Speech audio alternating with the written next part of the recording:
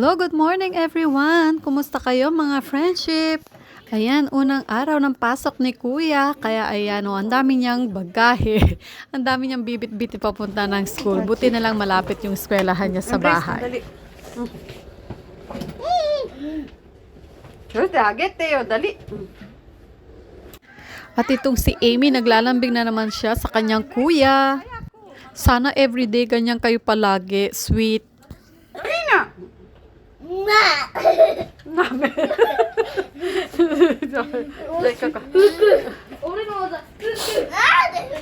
Ayo.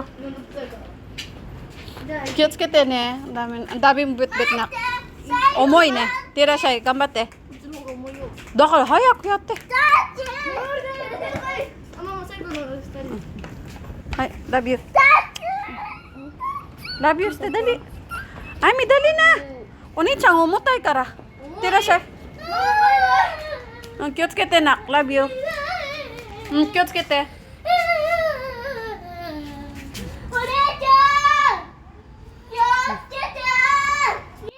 At syempre, paghahatid natin kay Kuya, sa Amy naman ang aayusin natin. Fast forward.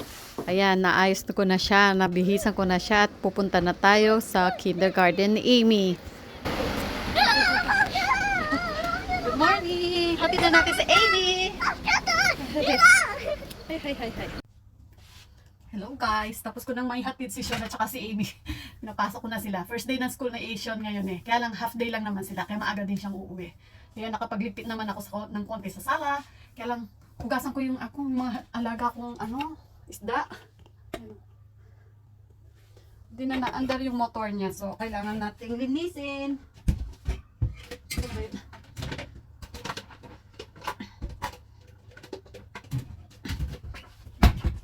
Ilipat ko muna sila dito bago ko sila hugasan. Wala akong pansalang eh. Ito na lang.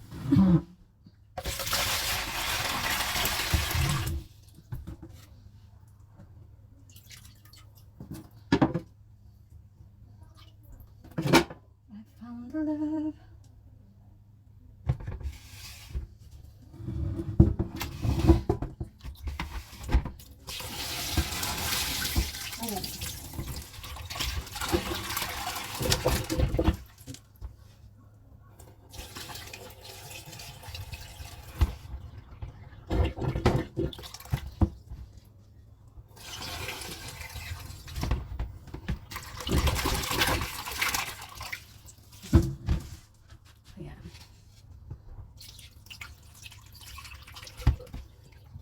Tignan nyo guys, ang lalaki na nila.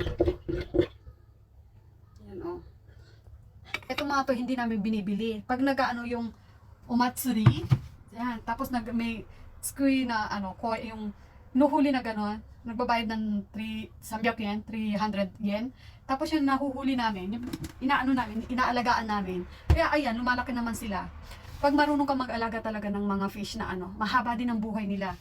Ito yung mga ganito. Pero yung killifish na maliliit, yun, hanggang 3 years lang ang buhay ng mga yun. Pero pag marunong ka magpasimilya para ganon, hindi ka nabibili. Mga ganito hindi namin binibili to, pero ang haba ng buhay, ito siguro nasa 5 years na rin siguro to. Yan. Pero hindi ganun kalaki. Lalaki pa siguro ng mga ganyang kalaki lang. Pero mahaba na ang buhay niyan dito sa amin. Siyempre pag may oras, kailangan linisin natin siya, pakainin, di ba? Yung isa, hindi ko nalilinisin yung si killifish kasi tawag dito.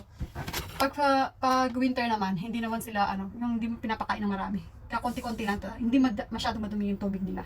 Kasi ito, may motor to, kailangan linisin. Kaya lilinisin ko muna sila guys. Maglilinis muna ako dito.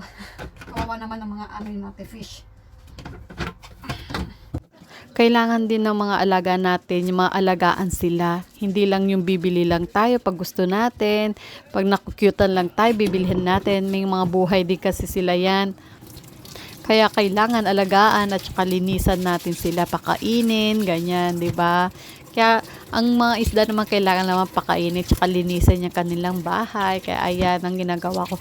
Every naman ako maglilinis nito guys, every once a month, ganyan, or 1.5 months, saka lang ako naglilinis ng bahay nila.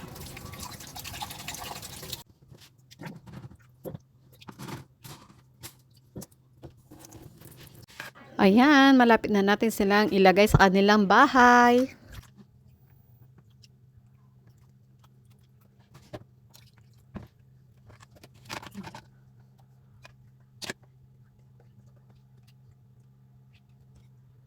Ayan, nilalagay ko sila muna ng ganyan ng ilang minuto. Maybe 10 minutes para hindi sila mabigla sa pagbago ng temperatura ng tubig nila. Kaya hinahayaan ko muna sila ng ganyan.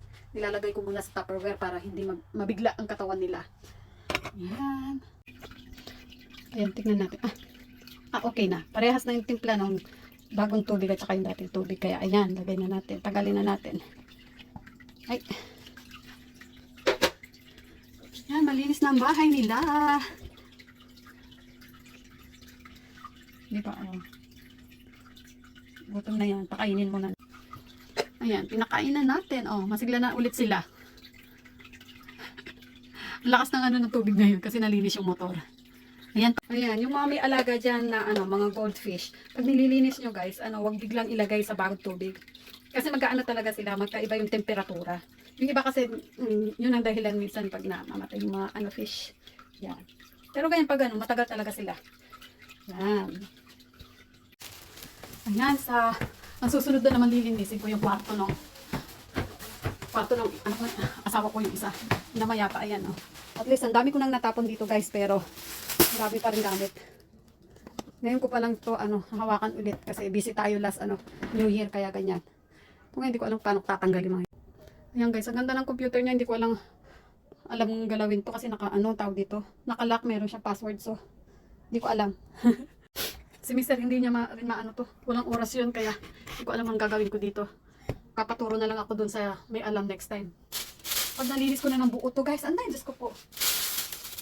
Hindi ko alam kung saan ako magsisimula talaga. Buti nakapasok na dati, daming gawin talaga. Kaya maglilinis muna ako guys ha. Maunan muna ako sa curtain. Tanggalin ko yung cortina. Ilang taon na rin siguro yan.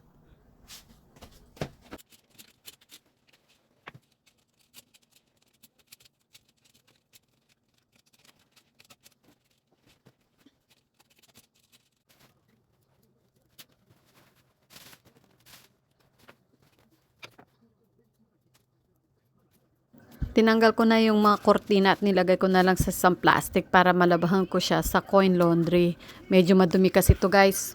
At itong bintana, buti na lang napaputi ko ulit kanina. Dilaw na dilaw talaga to. Ang lakas kasi niyang manigarilyo kaya ayan, puro dilaw talaga yung bintana. At least kahit pa paano napaputi ko na. Ang bilis ko guys, tignan nyo, talagang binuhat ko pati yung bed niya. Hindi ko alam kung saan ko kinuha yung lakas ko dyan guys, Sa bilis ng oras, hindi ko napansin, 12:00 na pala, kaya umuwi na si Sean. Ayan, nadat na niya ako naglilinis dito, kaya tutulungan daw niya ako para madaling matapos. Ayan guys, hindi ko matapos-tapos. Naubos ang isang araw ko dito. Dito na lang ako. Yan. Tapos, meron pa pala dito.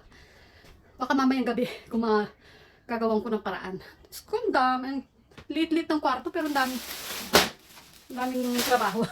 Hindi ko malinis matapos. Pero ito okay na yan. Pwede nang paglagyan ng box station. Yan. Maubos ang oras ko, susunduin ko na si Amy. Samahan niyo ako guys. Magsusundo tayo ng ating Junakis. Sundo muna ako ng bata. Babalik ako mamaya. Ay, saan yung ilaw nito? 俺たちとのつやここダイヤモンドエメラルド狙い物は逃がさない強いぞ強いぞやっぱぱ Ayan, pagkasundo natin kay Amy, ganyan ba naman kasiglang ang anak natin, mawawala talaga ang pagod nating mga nanay.